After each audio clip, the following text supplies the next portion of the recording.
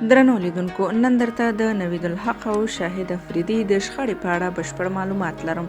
تمه ده ویډیو تر پایه وګورئ او زما چینل در سره سبسکرایب کړئ. د ټاکلي مهالویش له مخې بیګا د سریلانکا په لنکا پریمیر لیګ کې د دوو مهمو لوبډلو ترمنځ لوبه ترسره شوه. په دې لوبو کې د ګالي لپاره حضرت الله زازی او د ټوسکرس لوبډلې لپاره بیا نوید الحق او رحمان الله ګوربز لوبېدل.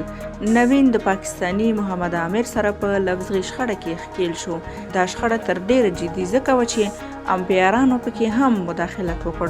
د لوبې وروسته شاهد خان افریدي له ټولو لوبغاړو سره روغبړ وکړ او نوید الحق ته یې وویل چې جګړه مات کړو، یعنی شخړې مه کوئ. نوین چې خپل افغاني غرور یې د پښو لاندې نشي، نوموړي ته یې په ځواب کې وویل پښتون یې پښتو وایه.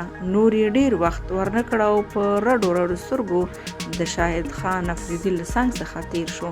د کرکټ په نړۍ کې ډیر کله داسې پیښیږي چې یو لوبغاړی دی د لوبې په جریان کې بل لوبغاړي ته ګوت سندنه وکړي او بیا سره په لفظي شخړه واوړي.